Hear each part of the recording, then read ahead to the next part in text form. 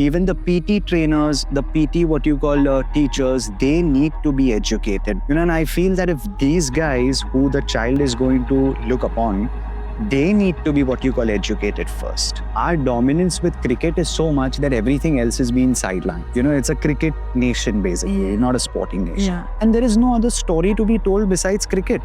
You have awards, cricket is everywhere on Instagram. But how much people know about ISL?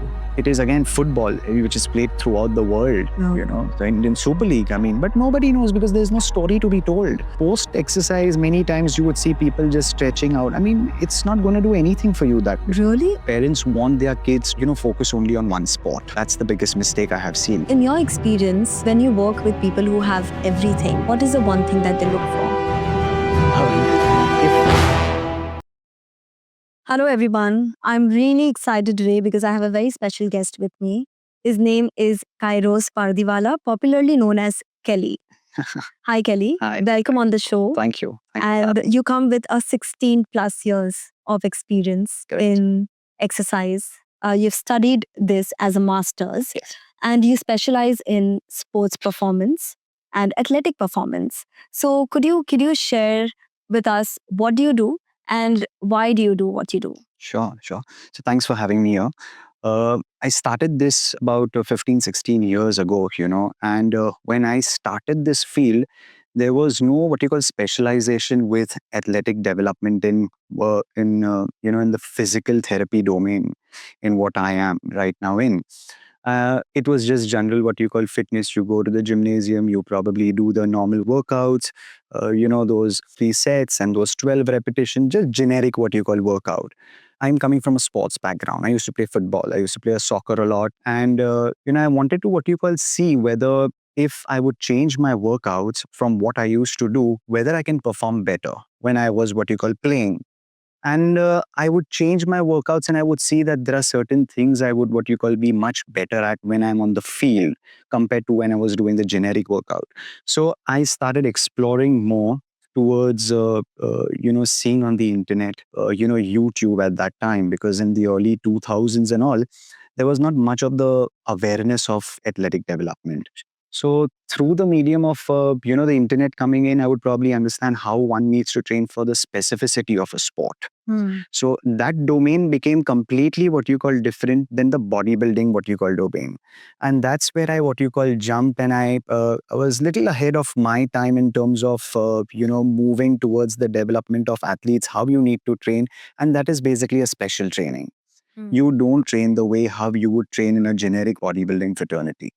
And then I educated myself into that, met a lot of physios, met a lot of doctors, affiliated with them in the mids of 2000 and post 2010 and all, and collaborated with them as clinical partners, working them with post-operative care, with sports surgeons, to what you call understand why is this sports injury happening to that very person. Right. And it was more got to do with bodybuilding. Okay. And exposure to a sport, because they both have like the bodybuilding and a sport specific workouts are both, they are like a seesaw. You can't basically be having both under one domain. Interesting. So the bodybuilding was more focused, saturated with too much of volume of work, whereas in this is a much more distributed, much more what you call specialized work with different mechanisms, means and methods to be worked upon.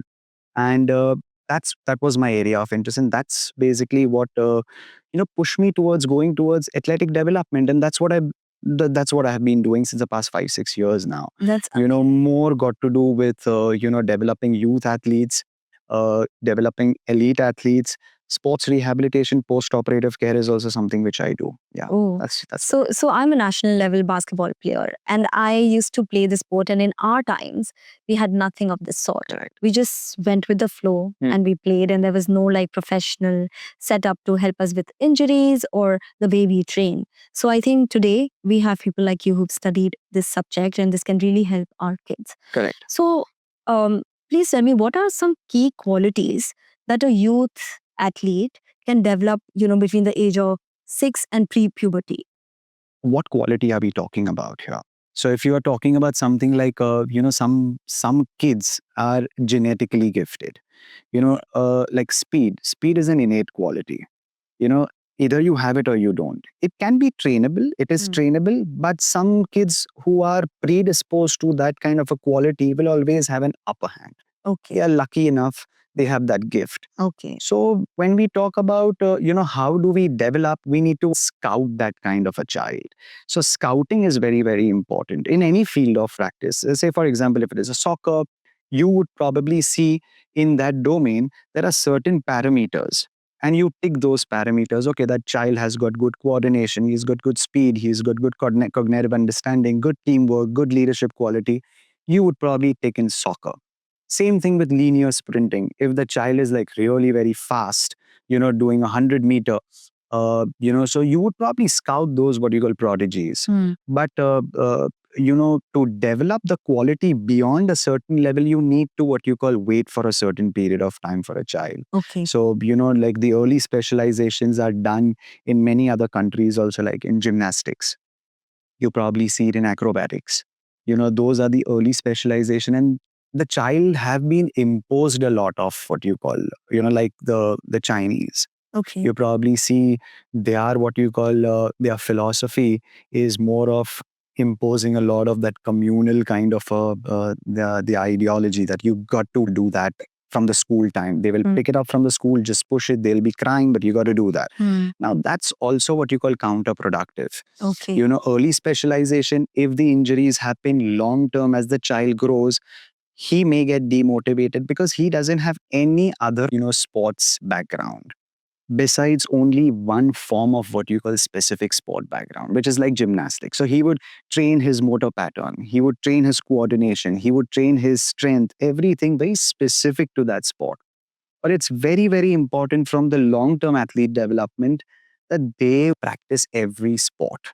They become multi, what you call, like, they are omnidirectional. So they play every sport so that, sometimes they're good with land, they're good with air, they're good with swimming, they're good with everything. So everything has a different motor, what you call skill. There is a skill acquisition which these guys are building. Do you mean that, a person who doesn't come from a background where their parents or grandparents played sports should not get into sports? No, not at all. Not at all. Nothing like that. I mean, see, sport is something which is open to anyone and everyone. I mean, it's like running. Today, it's free of cost. Yeah.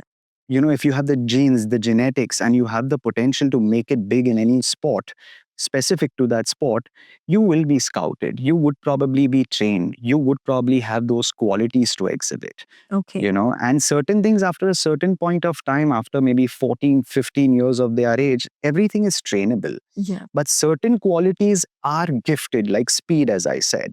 Because they are, etched into the system, at the, those kind of fiber quality, the tendon insertions and everything post their peak height velocity. So all these things do matter. Their biomechanics, their limb length, all those things. So it goes way too deep, when we are talking about, getting those higher elite level, what you call athletes, how you scout them. Kind of, yeah. So and also does the training differ, for a boy and a girl at this stage when they're starting to pick up a sport? At what age? Between 6 and pre-puberty. Not really, because that's very fundamental. At that time, you're doing everything with your body weight. So mostly all the workouts are going to be largely very similar to what a boy would do and a girl would do.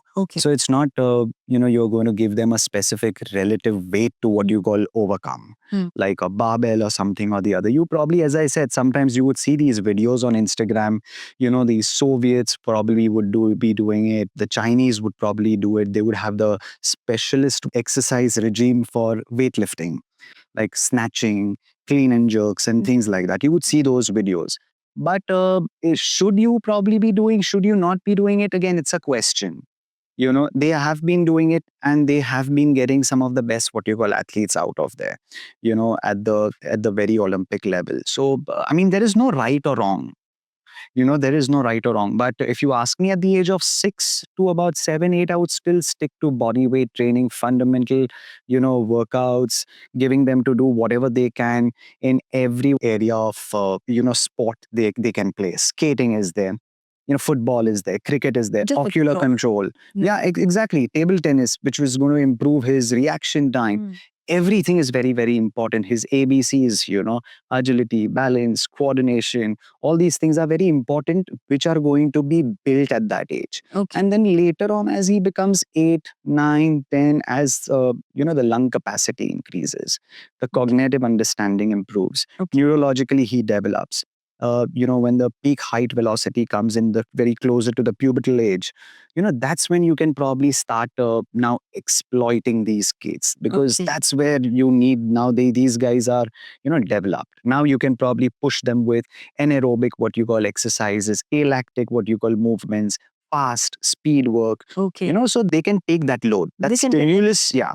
So when you are probably exploiting them to a specific stimulus, they can recover from that stimulus because they have internal capacity which is now built up, like the lung capacity. Right. Earlier, the lungs are very, very small. So the oxygen turnover at the tissue level is very, very less. Okay. So, so there is a lot which is developing by the time about 14 for, a boy and 13 for female. Female will mature a little bit faster than a boy. Right. So, so that's the time when one can exploit their potentials more. That would be about 13, 14. Okay. And get them into, light, moderate weight training.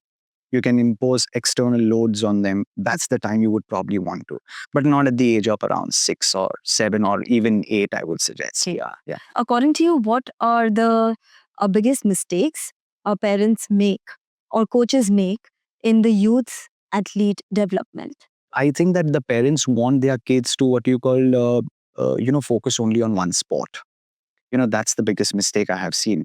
So if a child, if he is running very, very, very well, I see that they would probably train them, their child only in running. Or if he is very, very good, football or cricket, it's only one sport which is being played. Okay. So that is something which is, I feel, going to what you call hamper the child. If the child does, as he grows, from 11, 12, 13, 14, and if he thinks that he doesn't like this sport, now, by that time, he'll be demotivated. Understood. Psychologically, he will be like, okay, if I could not, what you call, make it in this sport, you know, the child, what you call emotional intelligence at that level, he may probably not want to get into any other sport. Okay. But if you introduce at that very time, different sports to him at different vertical levels, he may probably develop some liking for another sport. And eventually what happens is it is making that child much more what you call well-rounded as an athlete, as an athleticism. He is great with, his skills. He is good with his speed. He is good with his endurance. He is good with his coordination, agility, everything. Because every sport has some of the other bits and pieces, some traces of some great motor skill, which one sport may not have. So like the reaction time of what the table tennis and a badminton would probably have, compared to something which is a football or something like a volleyball. That thing is like pretty fast. So it's better to what you call put them into everything, and then you build a child for the late specialization. That's where even the maturity builds in. They also know how their physical capability. Second thing, how great they are with understanding the sport. Yeah. You'd probably come to know about it. Yeah, I've also seen like a person who's probably good in one sport is usually good in every sport. Correct. And probably this comes from because they pick up and develop Lots. skill. Yeah.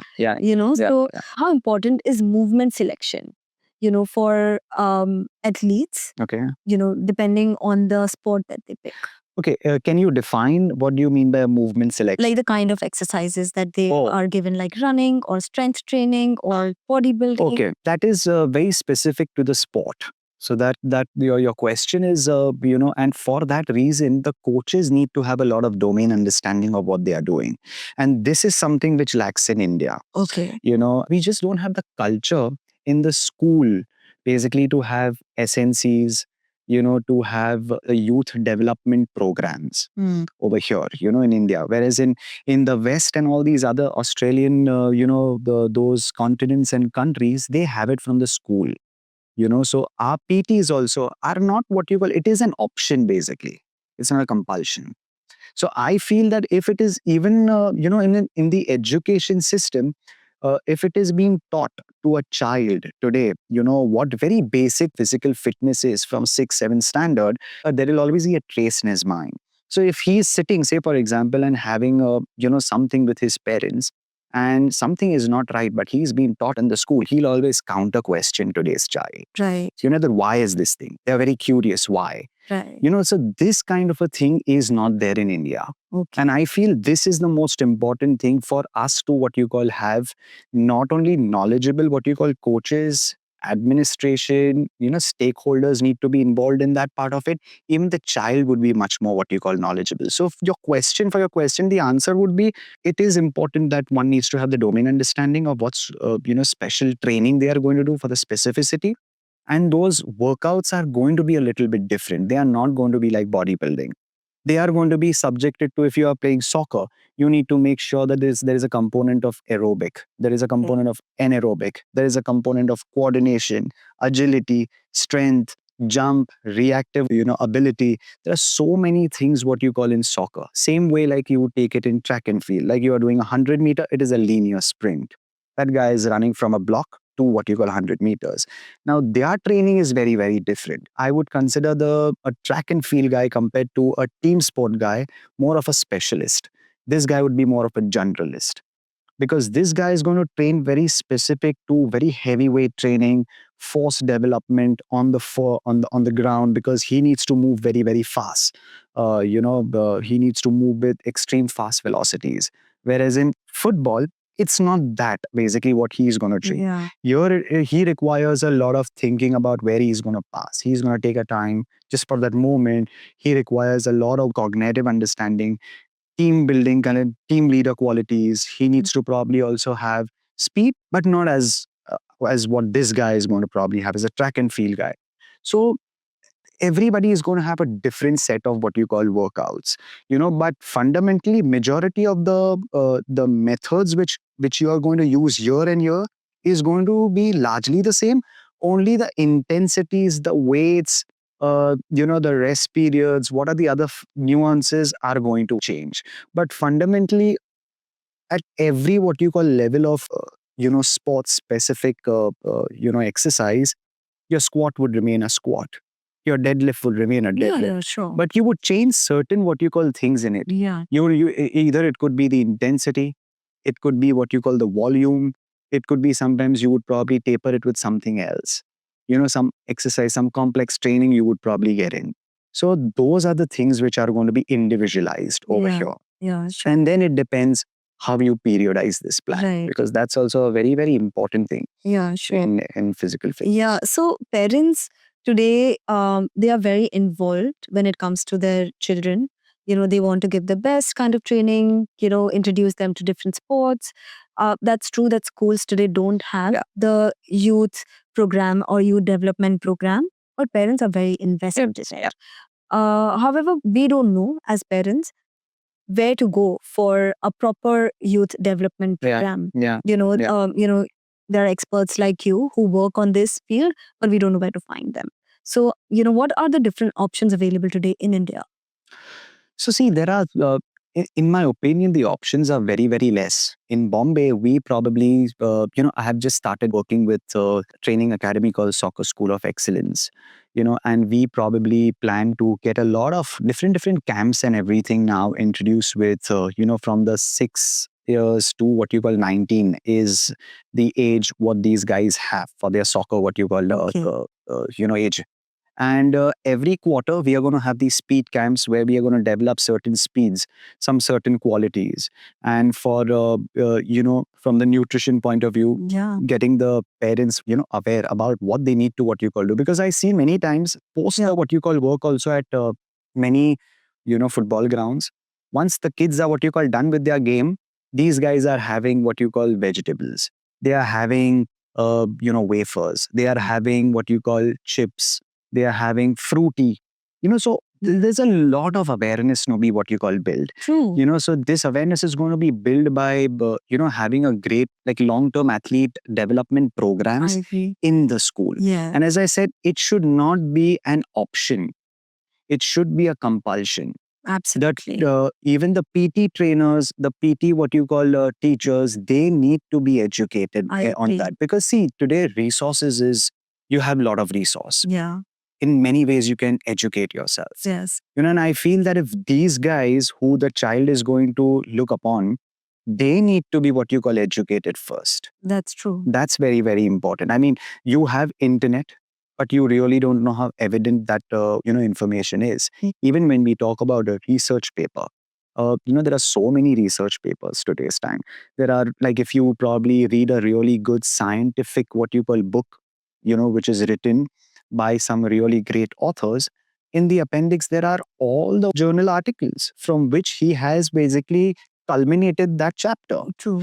So instead of going to 10 different what you call articles, getting confused, might as well what he has written is also makes a lot of sense. But I mean, one has to make an attempt, educate themselves, Yeah. because this is again beyond academics. I agree. It's a field where in today's time, a physical, coach, I guess he just does not need to have the understanding of anatomy. He needs to have understanding of everything: nutrition, biomechanics, psychology, which is very, very important. Yeah. Nutrition.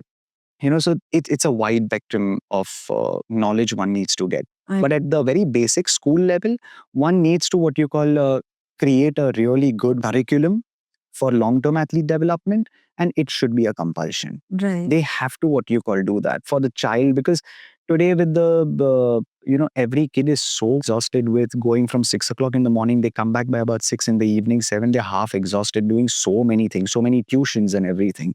So where are they going to get the physical part of it in their system? True. And this is very, very important, because I feel that if they have the influence of this, taking care of themselves, it will always be better for them in their long run. Absolutely. It And helps this them can a come lot. from school.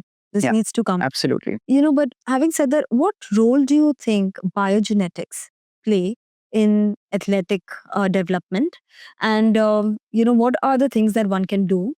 Or do you think, the development program should be personalized based on the genetics? Is that even possible? Not, I mean, again, it all depends on what age are we targeting. So if it is 6 to 8, 9, 10, the genetics are not going to be what you call played at the school level way too much. Okay. It can be a very foundational program. Okay. Where, a child is more developed at the fundamental levels. Okay. All the sports are being played, making sure that they are doing some kind of a physical movement. Okay. They know the basic what you call movement patterns. And they have been what you call doing properly on a, daily basis kind of. Okay. Then from there would be what you call a time like 11, 12, 13. You probably start scouting those right aspiring candidates. And there are scouters, in Bombay also. You probably have it at state level, district level, for every sport you have. From soccer to cricket, track and field, one can connect with those guys. They can come to the school and, they can pick those, very talented kids, give them the opportunity, give them the scholarship, things like that. And I'm sure, but this is what happens abroad. Yes, exactly. This is what happens abroad. And I guess this is the very important thing which will create the future athletes in India, because our dominance with cricket is so much that everything else is being sidelined. It's a cricket nation, basically, not a sporting nation. Yeah, true. So to make it as a sporting nation, we have to what you call give the limelight to every other sport also. And there is no other story to be told besides cricket. You have awards, cricket is everywhere on Instagram. Yeah. But I mean, how much people know about ISL? I mean, it is again football, which is played throughout the world. No. The Indian Super League. I mean, but nobody knows because there's no story to be told. How should people playing soccer, cricket, paddle, Yeah, pickleball yeah. train differently? Train differently in the sense, I would say they all have different bioenergetics, in terms of what every sport, what you call requires, in terms of energy demands, energy substrate demands. Right. So you would train for your strength and resistant training largely, I would say 60-70% equal to, all these four sports. But where the fine tuning happens is where your energy system development comes in, where your cardio, pulmonary, all those developments are very, very different. Whereas in soccer would be at the highest, cricket would not be, because you are running way too much anaerobically. So you need to make sure that your anaerobic power, your aerobic power, all those things need to be what you call trained in soccer. Compared to a cricket, mostly a guy who is a bowler, he is going to be exposed to running the most. and depending on what his run up is basically, and the guy who is between the wickets. So his comparison to soccer is not going to be as much as what a soccer guy would be. Pickle again, it's a much faster what you call sports, so one needs to work on the energy system more. Okay. So all these guys, all these different sports will have different what you call variations, means and methods of training the cardio part of it. But the resistance training, largely, mostly, everybody would be around very similar. Yeah. It won't be very different. Everybody is going to work with a moderate what you call weight, going a little bit more explosive. Nobody is going to go very heavy, because you don't want to go very heavy, because your sport, your transfer of that is in your sport is not what you call very heavy movement. Okay. So that's So I know the drill might differ. Yeah. For different sports. But and that is, I'm not talking about like the professional level. That's when the nutritionist come into play, proper training Very true. experts. But I'm talking about people who are in school or colleges and they are following a sport. What are the kind of different training they would receive? And you answered largely like 70% would ideally be the same, and the remaining would be taken care of in the drills. That they do. Right. So would the training also differ between MMA and other sports? Yeah, it would. Because again, MMA is a completely different sport. It is, again, you got to work a lot on your endurance, aerobic, anaerobic. MMA, then I would say marathon, Ironman, all these what you call sports would require they would require resistance training, that is for sure. But it wouldn't be as much as what the other guys would what you call require. Okay. So the reason why is because their sport, the demand of their sport is too much of endurance. Okay. And because the volume of the endurance is so much throughout the week, if one, say, for example, a guy who's doing a marathon, I don't know how much in a week he's doing, whether 80 kilometers or whether in a week he's doing 60 kilometers. So you can imagine the amount of the volume which he's what you call utilizing. In that, he is going to what you call lose a lot of muscles also. So when he loses this kind of a muscle, again, recovery is another what you call thing to understand, which is the most important thing. How much is he recovered? What is his nutrition? What is his what you call status overall in terms of his physiology? Many indicators need to be picked to what you call understand how physically that person is, optimal to do that work. So largely with Ironman and all these guys, these guys will utilize more of running, more of skills. They will use less of what you call resistance work. These guys will use a mix of both. That's what I have seen largely in the domain of these guys, endurance runners. They use more of the skill pattern, just running, because these guys need to develop their lung capacity, VO2 maxes. So that basically requires a lot of running in basically. You have to just keep running. So they don't get much time and they need to recover. Most of these guys are working. Unless you're a professional athlete, you would probably get a time in the evening to go and do your strength work. So that's also the thing. And at what age do you think weight training should be introduced to the youth? About 14, 15. Okay. Yeah, about 14, 15. Yeah, that's when their peak height velocity, they hit their puberty. I guess that's the best time, because post the pubertal age, the starts for females is around 13, and for boys it's around 14, 15 is their peak height velocity. And post about 1 year later, they will have their peak strength velocity. So their strength will also increase. So that's the time you would probably want to now exploit all the resistance training. You can probably give them more of overload. You can give them weights to be what you call moved. Things like that. Yeah. Okay. Yeah. So that's the age, like about 13 for females. Okay. And what are the most effective squat variations for athletes in different sports? There is no variation as in squat, as in what variation would be there in a squat. Okay. A squat is a squat. I mean, there is no right or wrong to be let me put it up that way. Yeah. It all depends on the anthropometry, basically how you are built. Some people who are tall, some people who are short, they may all move very differently. Everybody moves very differently. Nobody moves in a very specific gait. So there is no right or wrong again over there. Nobody does a right or a wrong squats. But yeah, I mean, if you are probably doing a squat in a sumo position, of course it's wrong. Oh, so really? No, I mean to say that sumo squat is a sumo squat. But I mean to say with the barbell and you taking your legs like really wide and going very heavy, that's not the correct way of doing it. Yeah. Okay. Because when you are when you're working for a sport, you probably are in a universal athletic position.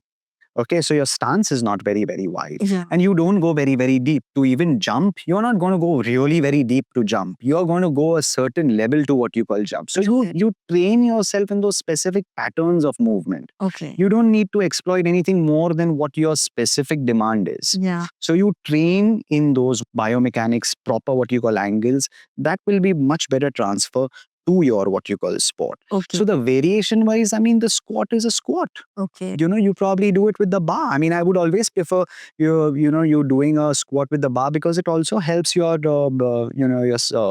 your thoracic spine to get much better mobilized, get mobility. Okay. Indirectly, whenever you are doing any kind of a regime, exercise, you are trying to also mobilize that joint. Okay. So you don't need to worry about that. Okay, I need to stretch post that. Stretching is also quality basically. So you need to give as much as time as you're giving an hour for your what you call weight training. You got to give it to stretching. Yeah. So post exercise, many times you would see people just stretching out. I mean, it's not going to do anything for you that way. Really? Okay. So my next question: when you work out in a gym, with people, what are the most common, mistakes you see other trainers make? Because as if I go to the gym, I follow what my trainer says, right? So what are the most common? The counting machine. Yeah. The counting machine. They are always. So I see all the trainers. 1, 2, 3, 4, 5, 6. They just count. They are there to count. Yeah. I mean, you are not there to count. You are there to what you call touch, feel, tell them, give them the proper cueing. Yeah. So counting is done by you, not by me. So you are also very much aware of how many repetitions you are doing. Okay. So it's like when a trainer is what you call seeing or overseeing a client, it should be that he is overseeing the form, the techniques, which has been overlooked largely. Yeah. And I don't blame the trainer. It's the education. Yeah. Because the certifications are very mediocre.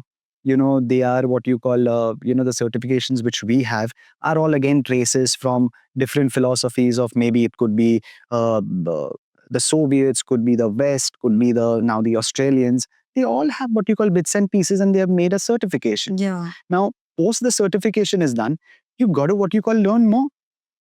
It's just not one part of the anatomy, your range of motion or what joint of action is, but now beyond that, what are you going to probably do? Nobody thinks intuitively about exercise. Everybody just knows, okay, if it is a squat, they would only keep doing a squat. Yeah. But there is, like as you said, in variation is squat would be a quarter squat.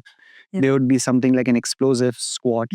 Isometric, overcoming isometrics is another what you call squat. Yeah. So again, you need to educate that part of it. One needs to what you call go for workshops. Right. One needs to what you call, look in the books, Right. read. Yeah. There is so much of information in today's time. But there's too much. It is, I agree with you. But there is a lot of clutter. I agree with you. There's a lot of noise. But I mean, you have to take some time to find what is right. Okay. So if somebody was looking for a trainer and somebody was looking for a trainer who really knew the subject, what are the questions one can ask the trainer before, getting on? I would say that the experience definitely is very empirical in terms of, how many years is that person worked, with someone? What is his domain expertise? In what?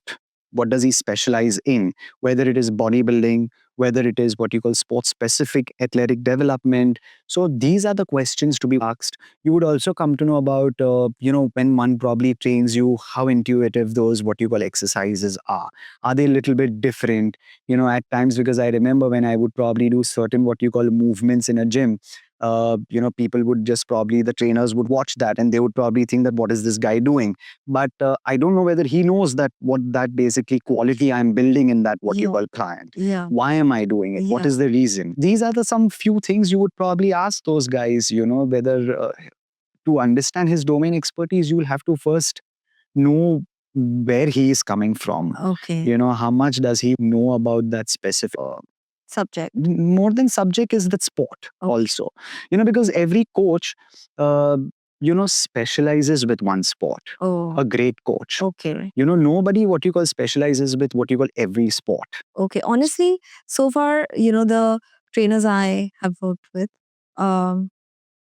I've never asked for this certification. I've just gone on rehabilitation, or and I'm guilty. But what are there few certification that, especially in India, that we can look for in a coach? So yeah, there are what you call really good certifications now, which has come up from from US. There is this certification called CSCS, Certified Strength and Conditioning Specialist. Whereas in Australia also they have something called as ASCA, and they have different levels in ASCA. Whereas in CSCS they just have one. And these are good standards, of strength and conditioning. So these are not what you call like, the certifications made like for the bodybuilding kind of a workout. This basically talks in depth about athletic development, special strength building, Amazing. Periodization. How are you going to train an athlete, a team, and every single regime of training is being taught over there. How you're going to develop energy system, how you're going to develop what you call strength, rehabilitation. They also have a bits and pieces of psychology, which is very important, I feel, in today's time. So so all these things are there in these certifications, and they're pretty good. Pretty good. These certifications are pretty good. But again, the field is beyond the certification. Again, no, of course, it is an ever evolving. It's like any other what you call stream of work. It is beyond academics. So you have to keep updating yourself. You got to keep reading, because there are so many amazing books out there also, which will open up a whole new chapter for you. Absolutely. Because I read a lot, extensively I read, and whenever I read a new book, it's like a new chapter for me. And I make sure that I go to the last page to also read the articles, because that's very important, that where is he getting the information from. Right. Sometimes even the articles are not very strong. I'm very pluralistic that way. So I would not just think that his way is the right way. That's why I like to probably know that, okay, what is the other guy thinking? What is his ideology on a very specific, what you call, domain. So it's very important for anybody to keep reading in this field. Yeah, that's very important. Are there any books that you would recommend people, to people to know more about, physical? So I would say that there is a great author called Yuri Verkhoshansky. His book is called Super Training and Special Training. I feel these are the two books any and every sports coach should read. They are like the foundation on which many books have been written on. Oh, interesting. And for speed work, the guys who are into track and field, I really like this guy called Charlie Francis. He is one of the Canadian track and field, what you call coach, legendary guy, great books he's also written. So these are some of the guys who I would say that foundationally, they will make your fundamentals so strong that anything else you would probably read would be the same thing, what you are probably okay in a newer form, in a something little bit more different, what you do. So there are plenty of books that way to probably look at. Okay, great. And what are the most common injuries that you see, that come in like youth athletes? Okay. In what sport? In across sport. So I see a lot of what you call injuries with knee from the footballers. Then lumbar with stress fractures for cricketers, and groin for again footballers. So these are again more prevalent is because again the coaches, they don't know the long-term athlete development programs. They don't probably know much of the the child development, the physical part of it, because they don't have the understanding of strength and conditioning. So what happens is they push them so much on the field that eventually they overreach, and then they get into something called as an overtraining syndrome. Now that's where the point of no return comes in. Right. So they are reaching so far off that because there is no rest given, they are not recovering. They are not recuperating. Right. And with that stress build up, it's completely what you call they are going towards, the injury then. And that's where the tendon injury comes in, patella injury comes in, groin injury comes in. Because when you get tired, people would take leave when they are tired. And workout for them is if they get exhausted, that's a great workout. So doing more is not better. Yeah. Doing better is better. Right. The quality is what did you achieve in that is the most important thing. Did you work for your cardio? Great. You got tired? That's a quality you built. Yeah. But if I were to tell you now, you do a push-up for me, you would not be able to do the push-up because you are training very differently to build a specific quality, and you actually missed out on building this quality. True. Because strength is a quality, speed is a quality, cardio is a quality. So all these things are different components you need to what you call build. Right. And for a child, you need to build this. Sure. And you just exploit them to what you call forces on the what you call when they are playing. Maximum injuries are going to happen over there on the floor, on the ground. In the gym, it's not going to happen because it's very controlled. You're very conservative. Yeah. Whatever you are doing, it's been what you call monitored. Everything is very conservative. But when you are when you're playing a sport, nobody is going to look at you that you got to lunge that way, you got to squat that way, you got to sit that way. You are going to just jump, run, True. however you want, the way you are designed to. So human locomotion. So injuries happen there. Right. And how do you safeguard yourself is the right training regime, and which is just not there. Okay, so the form. Yeah. The form is there, the techniques are there, the quality of the movement, which is very, very important. Okay, what is the quality of? The quality of the movement is how, performing that specific movement. Okay. Whether that movement is correctly executed or it's strongly. So, you teach, like, say, for example, a squat in a wrong way. Yeah. Continuously for years. Yeah. Your body is what you call, your neurotyping is going to just take up the wrong mechanics. Okay. It's going to execute the wrong way. You are going to bend, you're going to hinge way too much in front. Yeah. Something or the other just does not look what you call correct when you're doing a squat. Right. And now to change that becomes difficult. Right. Because you have been what you call training under that same specific structure of workout. Now to change it becomes difficult.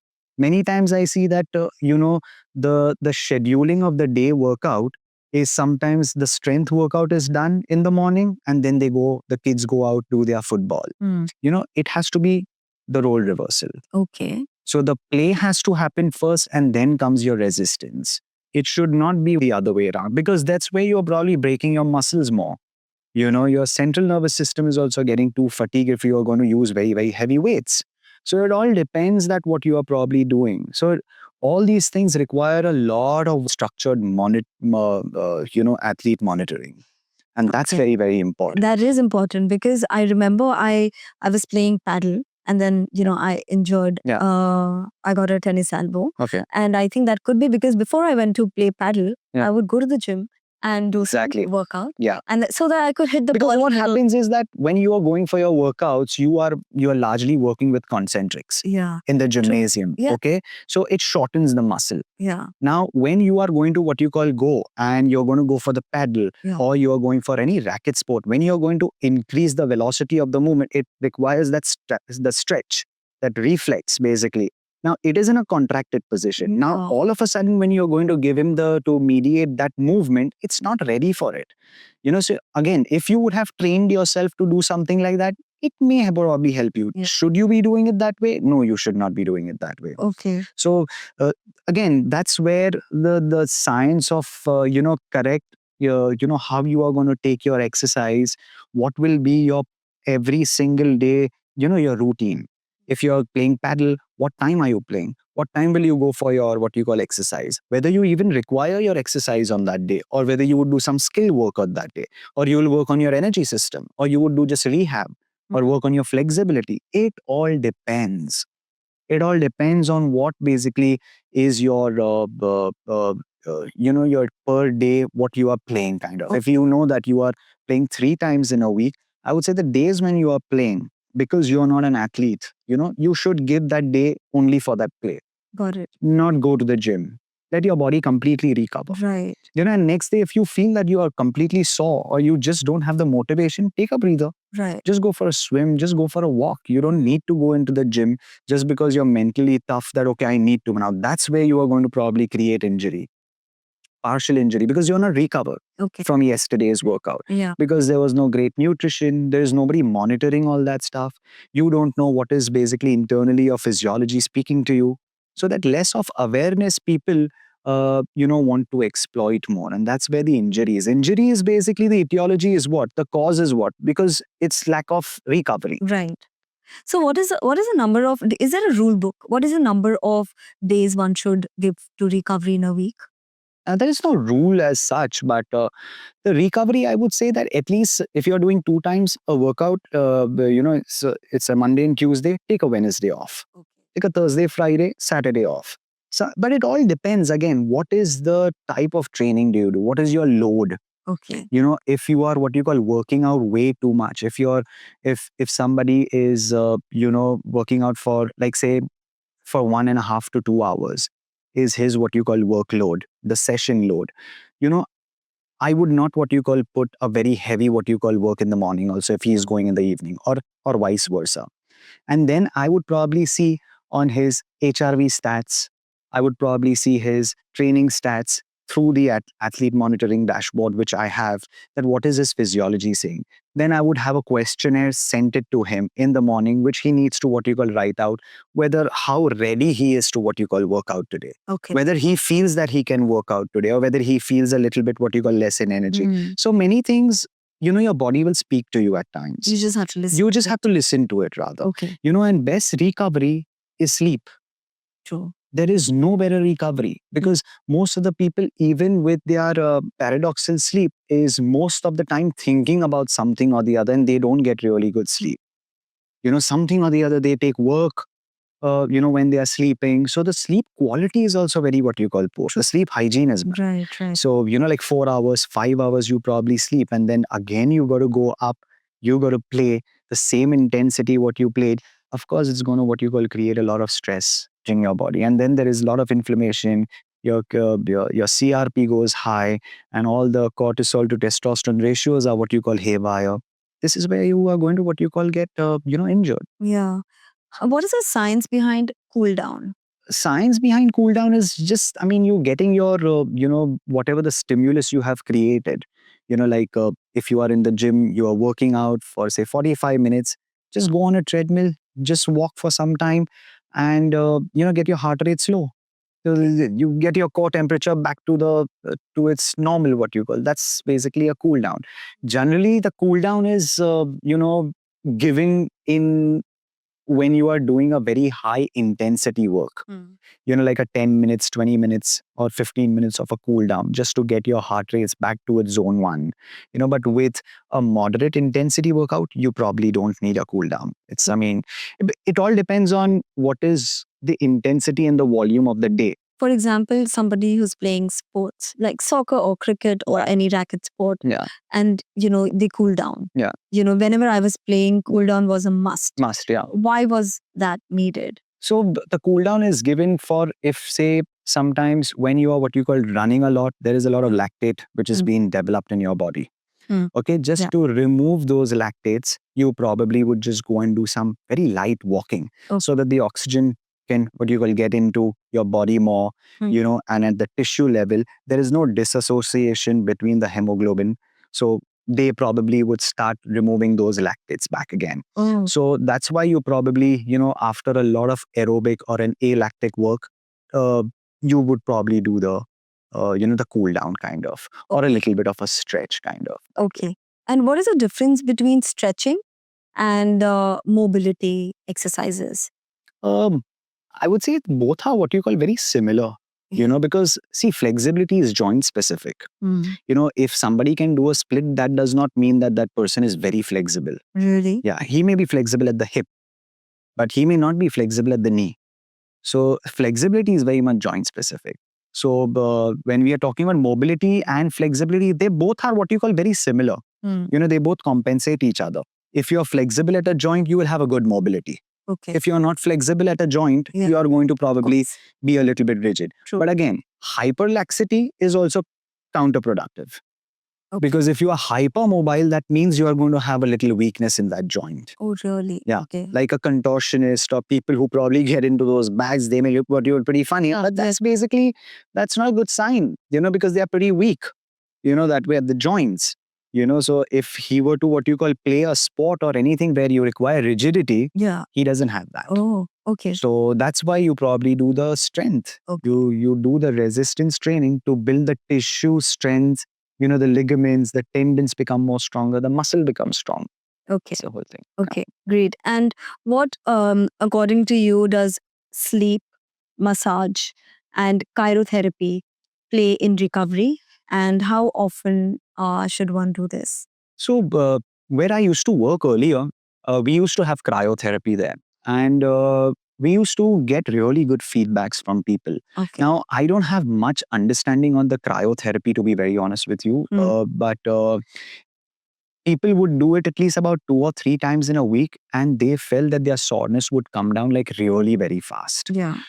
I actually don't know the much of the science on it because I have tried to what you call search it, but it's very very abstract and very early.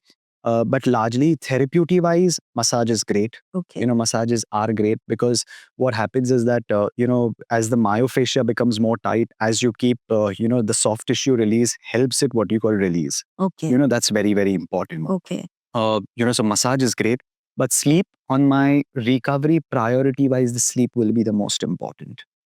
Yeah, sleep is the most important. Right. And a good sleep. Yeah. A long, proper sleep, at least about 7, 8 hours, is very, very important. I mean, and there is a lot of evidence that, good quality long sleeps are going to recover you much better. Right. True. Yeah. I've also seen, like, with my daughter, like, if she's unwell or she's got a cut and, she sleeps well, the next morning she's much Healed. better Yeah. already. Yeah. So I think sleep is also a healer. It is And when- absolutely. It is absolutely. I feel the more from the recovery point of view, if you talk about 100%, I would say that sleep is the most important. Okay. Then everything else comes into the picture. Even if you're too sore and you go for a massage, you are going to stay into soreness. At times many people do massage and they are sore after the massage. Yeah. It again, the therapist may be what you call too hard on the what you call the soft tissue. Depends how technically they are aware of what they are doing. That's also the thing. But from the recovery standpoint, the most important is your sleep. Okay. And good nutrition. Okay. And what Good are your nutrition. thoughts about ice baths? Ice bath, great. Great. I would say that the contrast bath is much better. Just not ice bath. Like even the warm and the hot and the what you call the cold. Okay. They work very, very well. Okay. Yeah. So one dilates, one what you call constricts. So that way there is a higher vein velocity for the blood to what you call reach the tissue. And it works very, very well. But ice baths are great. Yeah. So how like what should be the number of minutes you spend in each? Like about 10 minutes, 10 to 12 minutes in the ice bath. Okay. And about same 10, 12 minutes in what you call the hot bath. Okay. Yeah.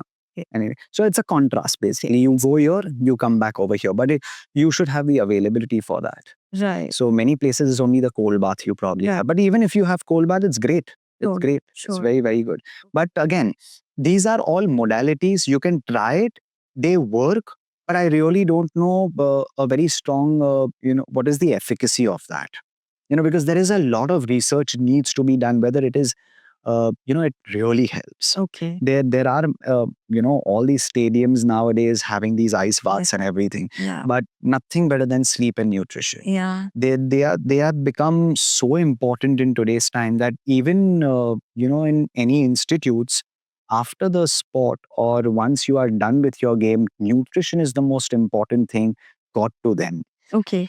Talking about nutrition, India is a protein deficient country. The youth today, they need more nutrition than they needed earlier. Yeah. What are some supplements or brands that you would recommend that parents start giving their kids? See, again, now the thing is that the dairy by itself is poor quality. I really don't know, where do you get a really good milk source? Because even the cows are being fed with all these different artificial hormones. So the yield what you are getting is by itself mediocre. Yes. So the quality of that is being compromised. Even the foods have got calcium carbides and all these different artificial ripeners and things like that, like your bananas and everything. So whatever we have been having is all largely what you call genetically modified. So the supplementation point of view, I would say any whey protein from a good what you call brand, because I don't what you call consume. I used to consume. I've stopped consuming. Why? I mean, because of the poor quality. Okay. Nobody gives you the real, what you call, details about, the quality of the product. Also, one needs to understand they come into these microplastic dabbas, basically boxes. They have been there sitting in the, what you call, Yes. in their shelf for I don't know how many days. So, and again, it's a milk product by itself. So it's going to deteriorate, Right. Eventually. Yeah. And then you are probably going to keep it home for about a month more. Yeah. So it is basically the potency is going down and down. And it's questionable. It absolutely, absolutely it is. I would always prefer a good quality, food, which is very, very important. For a vegetarian, I definitely understand it's, they are restricted to what they call the different sources of protein. But if they can manage some eggs or something or the other, like paneer, homemade, it's great sources But of paneer protein. also is from the Milk. I agree So with you. the problem that I face with my daughter is because being a vegetarian, the sources of protein is very less, and those sources, the body takes a lot more, to digest and Oh yes, convert and use. casein also in it. Yeah. So what do we do for calcium and protein if I want my daughter to be healthy and strong? Yeah. So see, eggs is one option. I would probably say if one probably can have eggs. Eggs are like really good. The digestibility ratio of the protein is also very, very high. The eggs are really very good. You can probably have, nowadays they claim that there are clean proteins. Like the whey proteins which are showcased on Instagram and all these places. But again, I really don't know the quality of that. To be very honest, and I cannot what you call vouch for it that what these guys are saying is factual. Everybody says it's organic, but I really don't. I doubt that it's organic or where the source is coming from. True. I think the world really needs good sources of supplements. Absolutely. Absolutely. Okay, now, like, what are some signs, for parents to know that the young child is overtraining? Fatigue, basically. Okay. Exhaustion. Okay. He may not probably have the mental, what you call, retention in studies. He may probably get, lethargic most of the times, sick, feeling of, sickness and all these things. These are some of the signs where, you can probably be alarmed that either he is overtraining somewhere, in his exercise or his daily routine, which is not what you call, what he used to be, kind of. So these are the signs where you would probably come to know that, he's overtraining a lot in his exercise. Or if he's doing, say, for example, he's playing a sport with a coach, then again going to the gymnasium or something. Okay. And nutrition, I mean, they all lack nutrition. Everybody mostly lacks nutrition because the knowledge of nutrition is, with people, everybody looks at the internet, but very rare people follow it. So no program, you probably write a program of nutrition. You write a program for, a workout. A program is only good till it is over here. You need to execute it. True. You need to be, consistently doing it day in and day out. Right. So only then, you will probably come to know whether that program is good or not. Right. So consistency is what is going to probably make them, get to their goal. Yeah. So that's most important. So one more question. Sure. In your experience, when you work with people who have everything, what is the one thing that they look for? If the people who have got everything, the one thing what these people who I have, what you call, trained some of them, health is something they would, what you call, ask for. Because they have got all the money in the world, but, some people, I don't want to name them right now, but some of them, very, very wealthy, what you call, individuals, who were training earlier. They had all the wealth in the world, but they didn't have the health, for which they regret that they didn't have the health. They didn't take care of their health, and for which they had to repent, later on in their life. Okay. So I mean, wealth is not health. Health is wealth, which is very, very important. Okay. And I would also try to just say one more thing that many times people would procrastinate about. I want to start today. I will start tomorrow. Don't do that. And don't worry about whether you are starting today or tomorrow. Today is the youngest you will ever be. So you start today. Does not matter whether you have any experience, whether you have trained, whether you have not trained, just start today. And let things unfold. You will become better if you start something somewhere and just be consistent. Okay. Consistency is the key, nothing else. That's the only thing. And what about mindset? How can, parents or coaches develop a more high performance mindset in the youth? I feel that it's also a passion, basically. To develop any of these things, one individual also needs to be, very passionate about what they are doing. I see many people over here, they are not very passionate. They're just doing it for the sake of doing it. So they may have the craft, but without passion, it's no execution. But with passion, good craft is an execution. That's what I feel. Okay. And many what you call coaches would probably not go an extra mile to what you call, develop those qualities for what you call a kid, or even talk with the parents. It's a two-way communication, basically. So if there is a parents don't what you call come to see the kids, what you call how they are performing. The trainer over there or a coach is over there. He is just doing what he's supposed to do for that day. I agree. So it's more of a briefing post that the parents need to be proactive about it. They should be indulging more into it. And I guess it is also, again, as we earlier said, that what is how much of an understanding that coach has about everything. The psychology also plays a very important role. And that's very, very important. Why is that child not performing? It's not because of just the physicality part of it. It could be psychology also. Absolutely. The child psychology is very, very important. So you mentioned that, psychology is very important, Yeah. apart from the physical strength and the nutrition.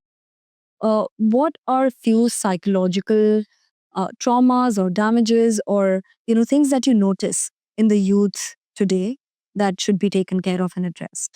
So the most important thing is what I have seen is they get injured and they just don't want to what you call play the sport back again. Okay. They are very scared of it. Oh, really? So that Okay. trauma is what you call, so strong that it is imposed so much of, stress in them that to even tell them to just let's play something little bit, with that same sport, they get very scared. Now that's where a continuous what you call, reassurance from parents or somebody who is, caretaker comes into the picture and reassures them that, whatever you are going to do post this, a training regime, it's going to make you better. So there are psychologists in the, higher teams, when you go at the elite level, there are psychologists working with them. So they are there to help them to overcome these, what you call difficulties. Okay. And this is supposed to be there even with, the parents and the children to overcome those, what you call traumas, which they have got post what you call injuries. Yeah. Or it could be sometimes it's just the exams, stress. Everybody has today some or the other stress. Yeah. So they have some or the others have their girlfriends, something or the other. Okay. So It's a part of life. It's a part of life. Yeah. True. So there are many things to what you call why is the trigger. You need to understand. True. That. Where is it? Where is the source coming from? Yeah. So that's very, very important. Only then you would probably be able to diagnose it properly and come up with a correct what you call solution for it, kind of. That's very great. important. I think this podcast is not, to promote anything at all. And, I don't like to do that. But I definitely want people to reach Yeah. to you, Thank you. especially parents Yeah. who are, looking or they see a potential in their kids to pick up a sport or, Absolutely. they are athletes. Absolutely. And so tell us, how can they work with you and where can they reach you? So they can reach me on my what you call my Instagram handle. I'll share it with you, and I'll share with you all my details. And the only what you call way I probably see is that I would like to collaborate with most of the what you call people from.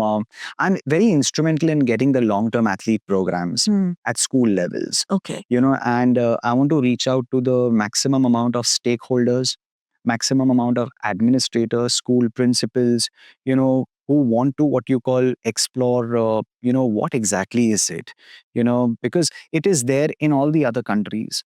We just don't have it into our system. The PT is there, as I said earlier, but it's not what you call, like a compulsion. Sure. I want to create this part of it into our ecosystem where it is a compulsion. It should be taught. Amazing. It should be taught as a curriculum. Very basics. It is there. It's not that it is not there in the IB boards and all these places. They have it from 8th, 9th standard. But it should be like a compulsion more and more. They should be given these exams on a regular basis. So the physical aspect is always etched into their brains. As they probably grow up, it will always help them in their what you call long-term, development, whether it is sports or whether it is the normal what you call field of work, whatever they would do. But it will always be there that, okay, exercise is important, which is very, very important with nutrition and all these things. Yeah. It's a knowledge which can, always help them shape themselves much better in the near future. Absolutely. I'll try my best to reach out to schools. Thank you so much. And make sure that, they have the right people and the right youth programs. And I hope they reach out to you as well. So thank you so much for coming on this podcast and sharing your insights. And I would love to, have you again. Thank you so much. Thank you so much. Thanks a lot for having me. Thank you. Thanks a lot.